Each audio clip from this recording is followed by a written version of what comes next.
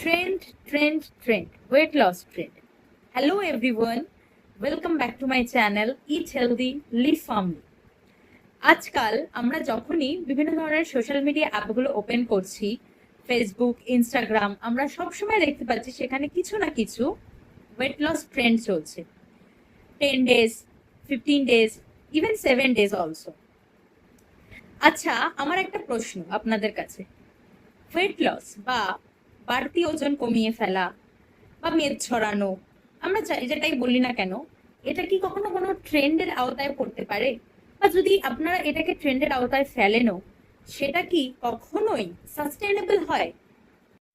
তার লংজিভিটি কখনো বেশি হবে? আপনি 10 ডেজে একটা ওয়েট লস করে ফেললেন, র্যাপিড ওয়েট লস হলো আপনার 10 ডেজে, আমি ধরে নিলাম 7 কেজি ওয়েট লস আপনি করে ফেললেন, কিন্তু তার যে কনসিকুয়েন্সেস, আফটার সিকুয়েন্সেস, আপনার ফ্যাটিক হবে, আপনার প্রচণ্ডভাবে ক্লান্ত লাগবে, আপনার বিভিন্ন ধরনের ব্লাড সার্কুলেশনের প্রবলেম দেখা যাবে, মাসেল লস হবে, সেগুলোকে আপনি রিকভারি করবেন কি করে?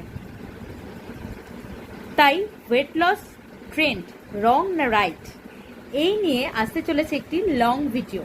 আশা করব আপনারা স্কিপ না করে সেই ভিডিওটি পুরোটা দেখবেন এবং বোঝার চেষ্টা করবেন যে ওয়েট লস করে সুস্থ থাকাটা এবং বিশেষজ্ঞের পরামর্শ নিয়ে ওয়েট লস করাটা আমাদের জন্য ঠিক কতটা জরুরি।